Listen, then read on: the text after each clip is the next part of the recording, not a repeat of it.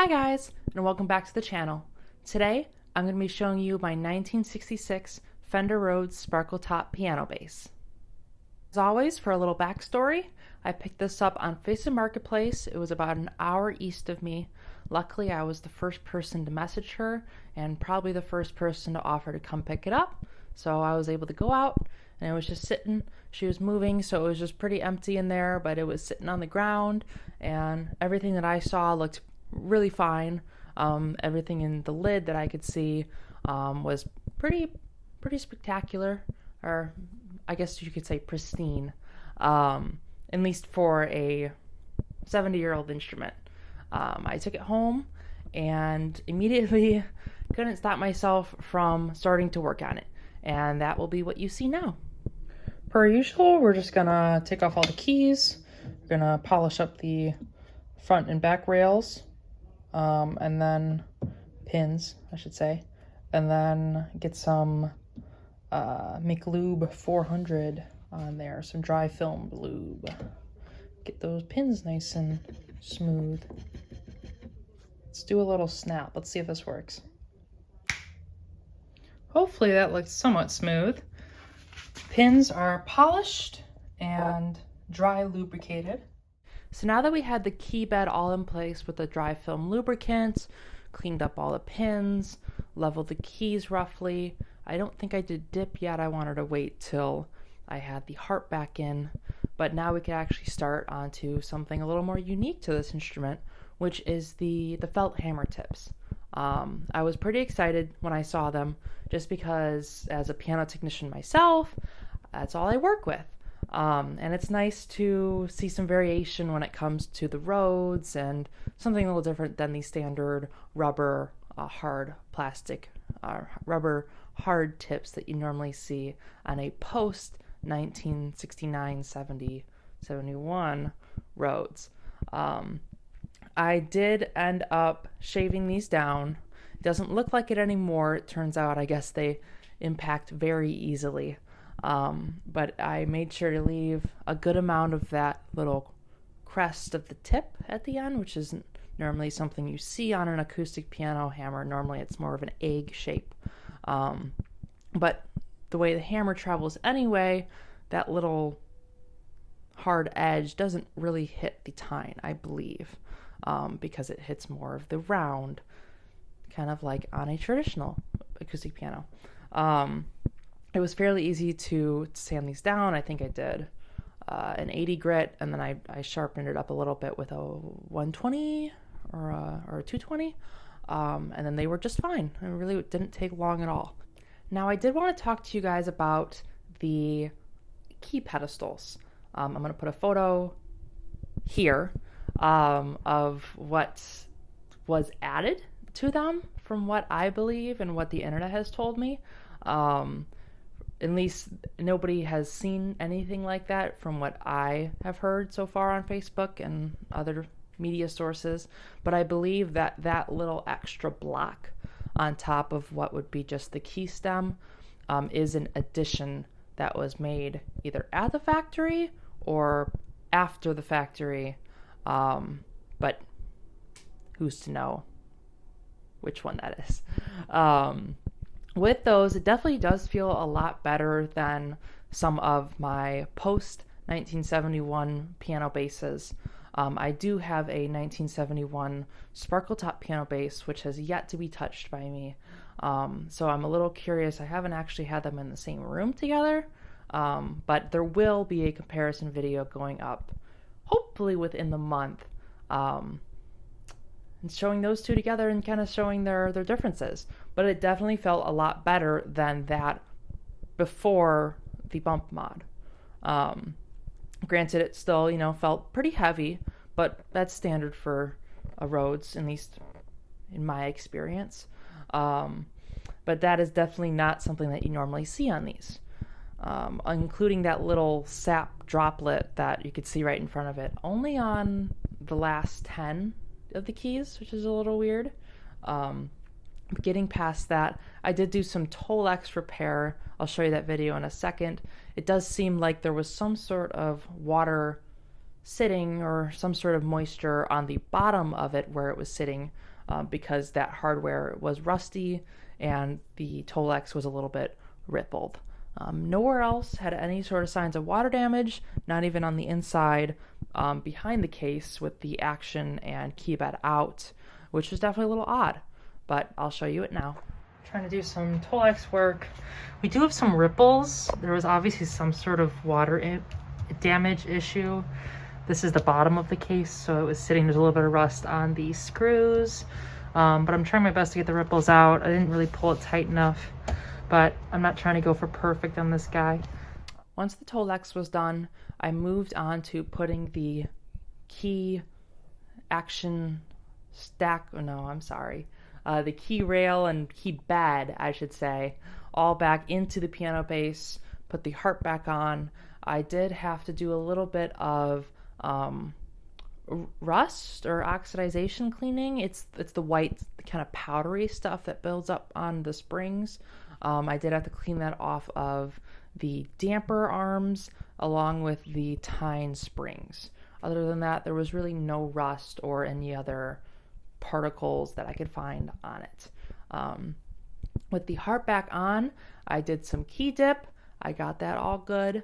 And then I started working on tuning it, which wasn't as easy as I normally have it go.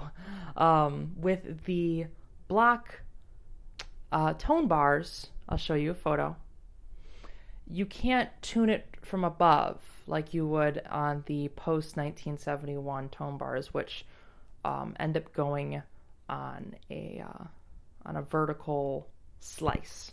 These are just a thick little cube that block pretty much all of your view of your tines.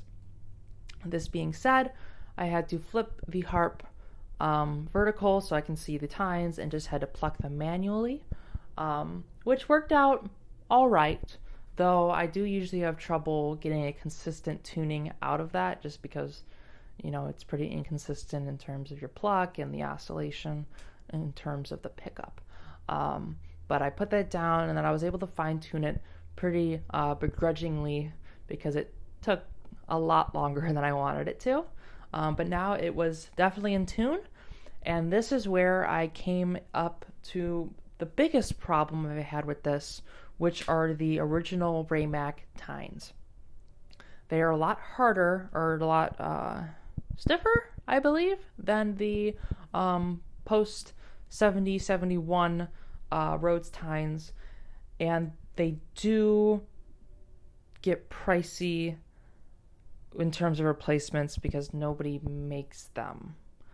So I was really hoping that none of these needed to be replaced, and from what I can tell, they don't. There were 3 that would quickly die in sustain and pitch, which had me concerned because I know on a Wurlitzer, when your reed starts failing and the pitch stops and the sustain starts dropping, your reed's about to crack. It's about to break. But apparently that's not the case for a Rhodes. With the Raymac tines, they die pretty much instantaneously. So what I did to prevent this issue was I backed up the pickup from the tine a little bit more altogether, so they were still in a unison volume, but they weren't being affected as much by the tine oscillation since they were so close. With them being backed up, it was a little bit more rounder in terms of the volume, and it got more of that tine without it kind of wavering and dropping in pitch. That seemed to help on 2 of them. I do believe my C is still a little wonky. The replacement, I believe, is $150, which I will leave up to the discretion of either the next owner or me in 6 months. Right now, it works just fine for me, and I can deal with it. Taking a look at the inside harp area, we can see our damper arm, our pickup, our tine, and the blocky tines you see here. You will also notice that there is no date stamp where it normally is on the pre-71 Rhodes. That was actually found down at the bottom key, the E key, on the key rail, or sorry, on the key stem on the wood there. It was stamped on the inside, and it was December of '66. So roughly right around that year, I would presume. And more importantly, I want you to look at the dampers. These were probably the most impacted part of the keyboard. They definitely are pretty rough, but I was hesitant to replace them because they were working fine, they didn't have any issues, and I feel like if I replaced them, I would be getting in a bigger headache than they currently have. I also didn't know it'd be a lot to size out the felt, get the right kind of soft. I don't want it to be too dense. I've had that issue with other Rhodes where the new felt is a lot more dense and it's not dampening nearly as best as it would before. So I left those dampers on, and I didn't really have to regulate them at all. It was pretty all right where they currently were. Now that that is all recapped, I just wanted to go over a little bit of what I actually like about this piano. And mostly it's the form factor. I really like how not tall it is. I like how the lid is pretty small and tight and close to the frame. I also really like the mirror rail. I mean, it's awesome, though any touch, any fingerprint, and it will get dirty. So don't ever touch it. But I just love the form factor of it. I also think it's a little bit lighter than the pre-71 or the post-71 piano basses. But I think that might be a little bit of a placebo effect because the lid does come out a little higher, though the action is a little bit different. Do I think it's worth the extra money you're going to pay to get this? Not sure. Obviously, you have the Ray Manzarek cover bands and the the aficionados that want to go for the early authentic sounds, but I feel most people could probably get away with going for a regular post-71 piano bass.